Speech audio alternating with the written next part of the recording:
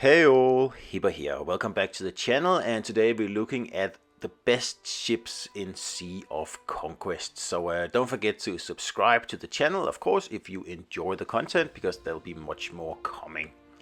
So ships, I always get this question: what is the best ship in the game? And it's really hard to answer, and there's no real right answer because it depends is the real answer. So first of all, let's just go through the basics of ships here. So the flagship, you cannot choose, you cannot really change anything on it except for the items. And that's a bit of a shame if you ask me, because this is the most important ship in your fleet and it's really not available to customize in any way other than the sails. And if you have a skin, that's it. So a bit of a shame really. So the ships we're going to focus on in this video here are what most people call minis, which are the secondary ships in your fleet, right? So the ones that you can get through seasons and by, doing stuff in the game, and obviously also from purchasing outright for real money. So it's very easy to spend a lot of money on ships, and be careful doing that, because if you're not doing it right, then you're just wasting that money, right? So you are able to build ships once you get started in Season 2, and each ship so far has unique skills, at least for the more, special seasonal ships. And they have, unique skills and ultimate skills. And you need to be aware of this, because you need to make sure that you have the skills that will complement your ship and also your heroes, and probably also your trinkets, and also the items that you have on your ship, right? So there's a lot of things to think about here, and that's why I'm saying you cannot just get a legendary ship and then everything will be fine, but because it's not. So first of all, let's quickly go through crafting ships, because you'll be able to craft your own secondary ships once you get to Season 2. And to do that, you need blueprints. You usually need 20 blueprints, and of course there are different blueprints for different ships. And then you also need shipwrights hammers, and you also need 20 of those, and of course some gold. So once you have that, you'll be able to build or craft a ship, and it'll be completely random what quality the ship will be, but I'll talk about that later, right? So don't forget to read the shipbuilding guidelines here, because otherwise you can be spending a lot of money on this, and you really have to think this through. Definitely. So don't just go nuts, right?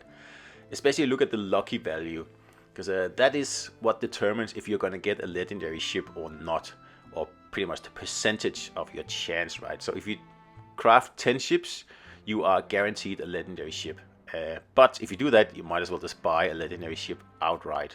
So you'll save some money there. So before we go any further, I just want to underline again that there really isn't any best ship as such, because it all depends on which heroes you have and what level they are and what quality they are, right? So if you have a lot of legendary strategic heroes, then obviously you would try to get a legendary strategic ship. But if you have a lot of legendary cutthroat heroes, you would try to get a legendary cutthroat ship, right? So it depends on your plan for the game and what you have access to at that moment, and also how far ahead you are in the game, which season you're in, basically. So why is that? Well, that is because every ship has a specialty, and some of them have two. For example, Stormbringer here has drowning and blazing damage, and Warhammer specializes in just cutthroat damage. Crimson Sentinel again is blazing and drowning, and we'll get into the more details on that later. And Sajid is an artillery ship, right? So again, like I said, if you have a lot of artillery heroes, high level, you should go for an artillery ship. So Providence here is one of the more defensive ships. There's a few of them, but this is the only one I have, and I don't really use it. And Fearless Princess is a strategic damage ship. This is actually quite a good ship, but I'm not using it in my fleet because I don't have the heroes to really make sense to actually use this ship. But I'm sure other people do, and they should go for this ship.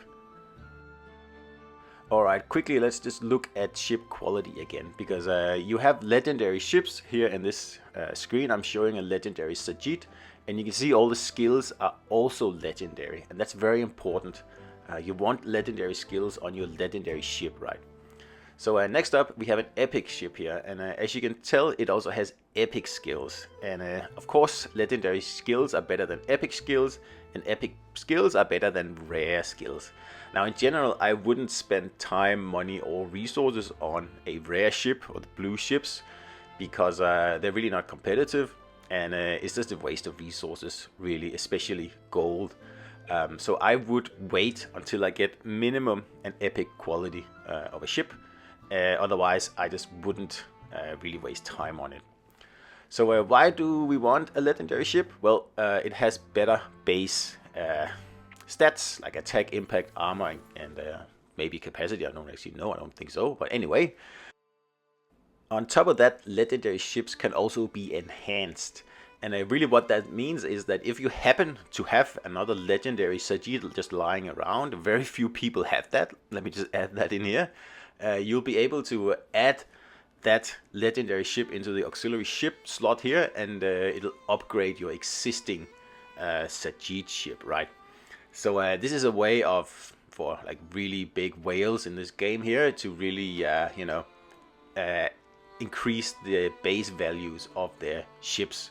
But it's very expensive, and I haven't really heard of anyone actually doing this yet. And you cannot do it with epic ships, you cannot do it with rare ships, only legendary ships, right?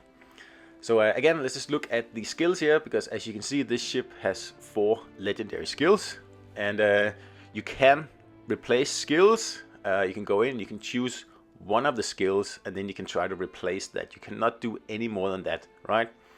And also the main skill, you cannot change that at all.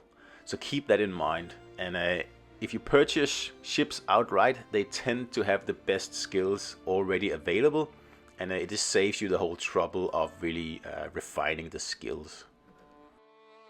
So once you start in the game, you will be awarded, these rare blue ships like the Black Raven, and they're not really that useful. Of course, they'll get you started in the game, but you really should try to get rid of any rare ships you have in your fleet as the #1 priority.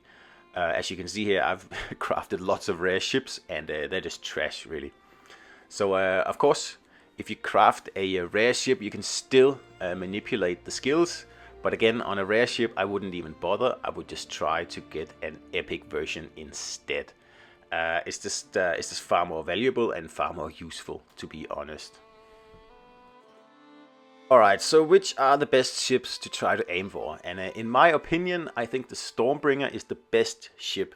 And not because it's the most powerful, but because it gives you the choice between blazing and drowning damage, and you can also get a legendary version. So that gives you 2 options. If you have a lot of blazing heroes, you can use them. If you have a lot of drowning heroes, you can use them, right? Cutthroat, the Warhammer, I think is #2, because Cutthroat does a lot of burst damage, and I really like it. And it's just a powerful ship. Surely there will be a better Cutthroat ship sometime in the future, but until now I think Warhammer is #2. #3 is the Sajid, and you only get this once you get to Season 3, at least in my case. They tend to swap the ships around a little bit sometimes, but But then the next ship is actually the Fearless Princess, because it's a strategic damage ship, and it's more useful than a drowning ship. You should really only have one damage type, choosing between blazing or drowning. I have both, because that's just because I'm crazy. But most people would be better off with the Fearless Princess instead of the Crimson Sentinel. Now, I should mention this video only goes up to Season 3. Of course, there's new ships in Season 4 and there's new ships in Season 5. But for new players who haven't gone very far, I think this is a pretty good roadmap to set out.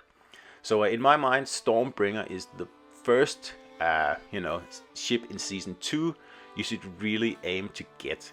Especially if you have powerful blazing heroes, and you will get some very powerful ones in Season 2. And after that, it's kind of an open field, really. But the best ship to get in the game, I think, is the Stormbringer because of its utility. So I hope you enjoyed the video. Let me know what you think in the comments, and don't forget to like and subscribe. And I will see you out there.